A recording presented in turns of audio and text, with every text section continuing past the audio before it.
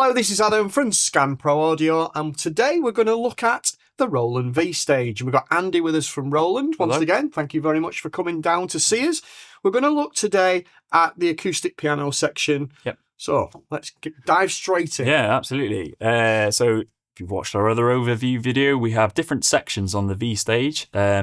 The acoustic piano section is, as the name suggests, just focusing on acoustic pianos. The technology that's using it is Roland's V-piano technology. So it is completely modelled. So it's not based on any samples or any recordings of pianos. Very cleverly sort of simulates the physics of how a piano works. And what's really nice about that is it allows for aspects of the sound that you might not normally capture in samples, like sort of phase interaction between different strings, but it also means we can have unlimited polyphony as well. So you'll never ever run out of notes. It won't ever note steal when you're using the acoustic piano section, which is great. Yeah, absolutely. And if I go to, let's say, a blank scene, so just something with nothing going on here, and if we want to have a browse through our piano sounds, if I push the tone select on here, we've got grand and upright pianos, and each one we've got 2 grand pianos, and then we've also got an upright and also a felt as well, a brand new one, for Roland, a felt piano as well, which they're very popular at the moment, they seem to be, nice. So, and then within each sort of one, we've also got a list of different presets that we can go through. And as we'll sort of look in a minute, is any of these can be completely customized and sort of edited to sort of personal taste, really. So if we hit, we've got some sort of nice. You're a much better piano player than I am. What's quite nice about them is all the different presets that you've got. Because obviously, looking at that screen, you've got category, type, and tone. So your category is obviously upright or grand. Type is then the subcategory. But then you've got favourite, of course. Yep. And any of the presets that you see. So if we went to I don't know, if we went down to grand, and then these are, you've got loads of different grand pianos. If there was a favourite one that you wanted to slot into that favourite, so say for example, what's this one? If we just have a look at Deep Concert, if you wanted to take that and add that to a favourite, how do we do that? So you do Shift and push the Enter button in there. Easy as that. So then that will then now appear in our favourites. In a favourites. And when you're programming a new scene as well, when you tweak the tone list button, you don't have to go into the menu then, because it's just going to cycle through your favourites. Yeah. So you can quickly get to that. Which is so really as nice. a default, that is there. So when you turn the knob, it's automatically selected those favourites immediately. So that's great, of course, for live use. Yeah, exactly. And on the front panel, we've got a few quick controls.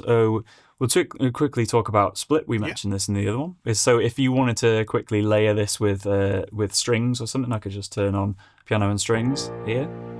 And if you wanted to create a split between 2 different sounds, so say if you want your piano in the right, you just press right.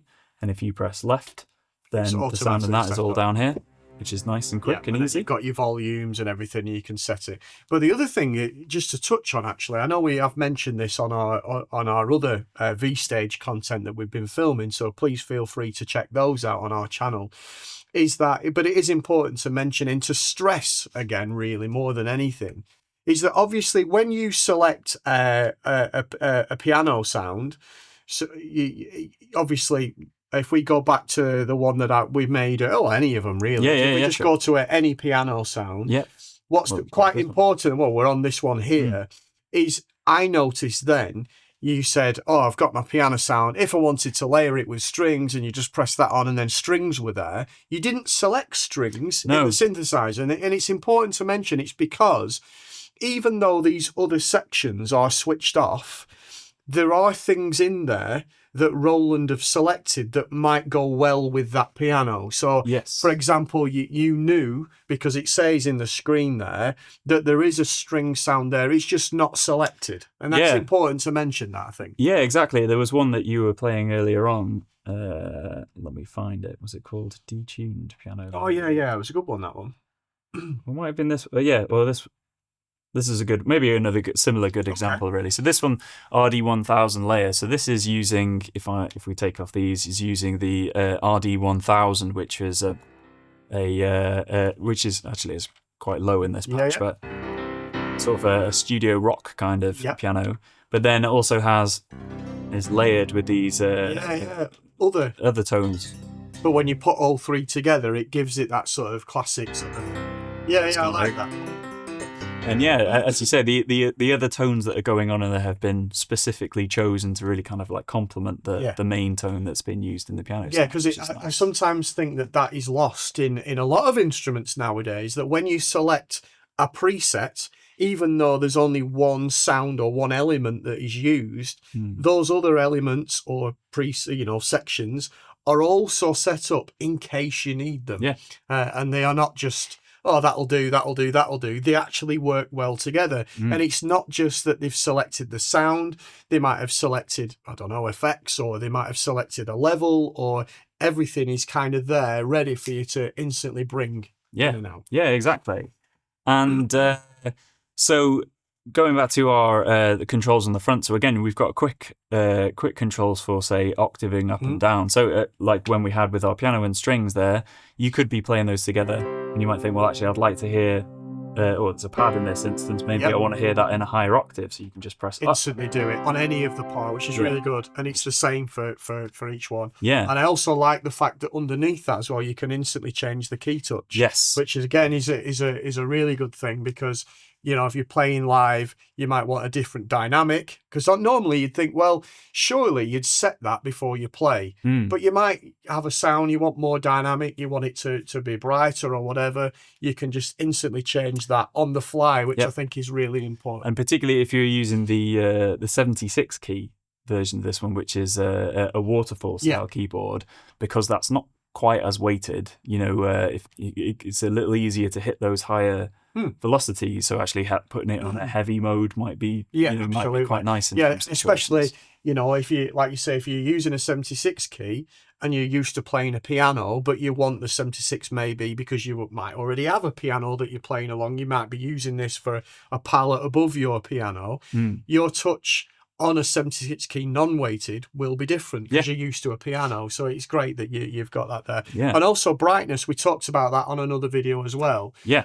It's a great thing to mention. So the brightness control is kind of like, think of it as a little bit like a tilt EQ, but also with a little bit of filtering. And it's designed for live performance, to just give you instant control to either cut through or to mellow out the sound, So instead of having to sort of go through multiple different pages of EQ or anything like that, it's a one-touch control. So the default setting, 12 o'clock is nice and tight, and it's great for if you're playing with playing with other musicians, or you've got some backing track going, or other instruments. But then likewise, if I can go, if we just sort of go all the way bright. I mean, it really makes a difference as well. It is very noticeable. Or very dark. I know we're extremes there, but you can see that dynamic change that you've got if you needed it for live use. Yeah, exactly. And I think, for live use, it's quite a nice sort of, I think of it as more of a tightening control in a way. Yeah. And then you can just dial it back, minus 25, 30 or something if you just want a little bit more low end when you're playing solo or something. It's really nice. And then similarly underneath, we have this stereo width control. So when you're playing, if you're, say, just playing solo piano, you might be accompanying a singer or something like that, having stereo width on full is going to give you a really wide and really expansive sound. But then similarly, you can have it very narrow down to mono. So if you are playing in a band and you want to just be a little bit more focused, if you're watching this and you're listening in headphones, so this is all the way out. If I put it mono, it'll be a lot more sort of closed in the middle, but a bit more focused, which is quite nice. And then with the last one, of course, probably the most important one, and is, of course, the piano designer. Yes, and this is where really the V-piano technology, because it being completely modelled, comes into play. So if we push the piano designer function, this gives us control over every aspect of the sound, where we liken it to being like a virtual technician in a way, so the virtual piano tuner in a way that you can change the sound. So first of all, I've got the lid height. So if you imagine a grand piano with a virtual lid, if I've got it all the way closed, we have quite a sort of dark tone. and if I open it all the way, it's gone very bright in between. Yeah. We've got controls for string resonance. So when on an acoustic piano, if you hold down some notes, it sort of lifts up the dampeners. Yeah. And if I trigger other notes, the vibration of that is going to trigger some harmonics on that. So if we, those kind of ringing. If I turn and then you off. can dial that back or change that. That's really, really clever. And even things like hammer noise. So if I dial this down, it's always most noticeable at the top. You really hear that. Yeah. That knocking effect. And other things like, key off resonance and damper noise and key off noise. Any of these little subtle things you can use to tweak the sound. But you can also go further. And if you wanted to, you can actually adjust the tuning of each individual key. You can see this has been done. Yeah. No, but it's important because I often find that certainly in some songs, and you often see presets now. We mentioned felt, I know it's different, but maybe we can come to that in a minute. But the other thing that I'm seeing a lot as presets at the moment is these what they call like character grand, where it's sometimes when you've got a sampled piano, generally it's a perfect sound. Sometimes it might not be a sample of one piano. It might be 6 or 7 different pianos that they pick the best bits out of to create this sample. Yeah. And the character grand that you generally see on a lot of these is a piano that's not been tuned as often, or it just adds character. And you see it a lot in a lot of modern sort of popular music now, using that sort of character grand and being able to individually tune various notes ever so slightly adds character to the sound. So you're able to create your own character grand. Yeah, and sort of building on what you were saying there, really. So, in the tone list, what's I think important to remember is when we look at, say, in Grand 2 and we see all of these pianos here, these are all just variations of the same piano. Of course, that by using the piano designer and having different settings, it sounds as if it's 20 different pianos through just having. And it's important again, just to go back to how we sometimes play these instruments, and is if you go through any of the presets that are in here and you think, I like that, find out. Obviously, you can hear why you like it.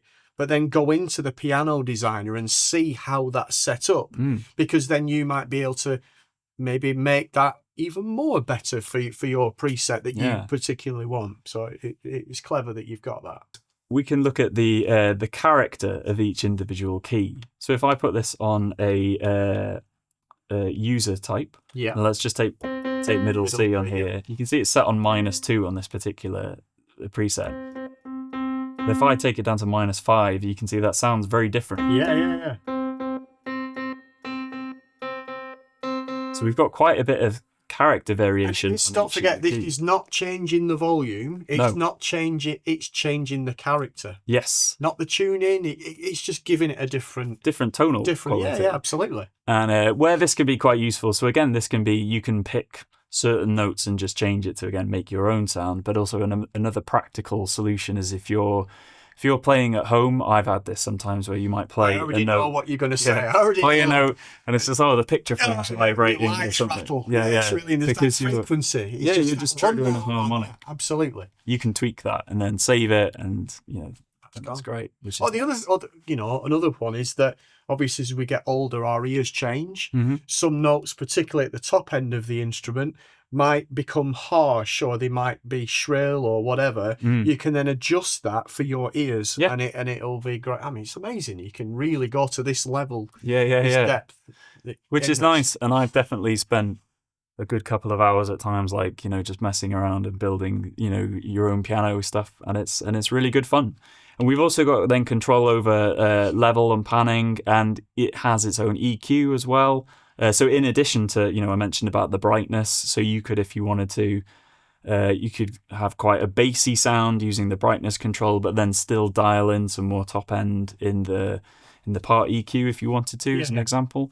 So you can really go in and customize things however you like, really. Amazing. Yeah, I like that. Let's have a listen to some sounds then. So have you got in that sort of piano category, have you got any of your favourite sounds?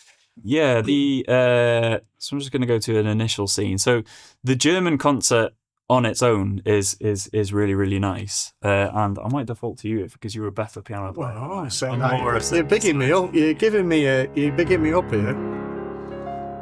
So yeah, it's a nice sort of, as it says on the tin, it's a German sort of, very classical, isn't it? Really sounding.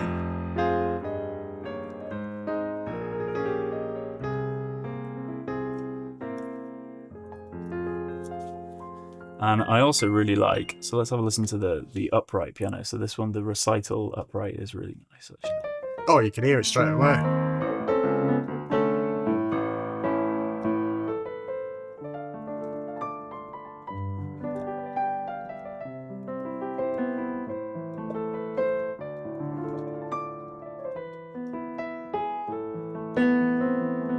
That's nice, that. So we mentioned the felt. Let's have a listen to some of the felt, because this is quite new. So obviously felt, in an upright sense, or a grand piano, obviously I know it obviously from an upright, is that you've got a middle pedal. And the middle pedal, what it would do is it would lower down a piece of felt so that your hammers would hit the felt and therefore provide a lower sound. But it does have its own, and it's weird now, I'll be honest with you now, that was always the practice mode, wasn't it? Yeah. And now it's been, we've seen it all the time. We've got so many adverts on TV nowadays where it's a classic song slowed down, played on a felt piano with a female singer. But there's so many of them, particularly with a bit of reverb as well.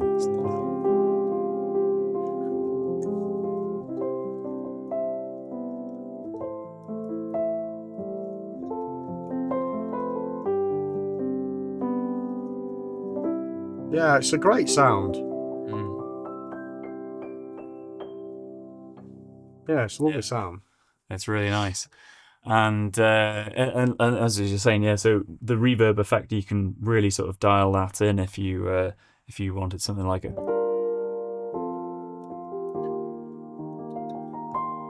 Really have those notes ringing out. It's actually really nice, And as I mentioned, with the V piano engine, it's completely unlimited polyphony as well. So you're never gonna run out of notes.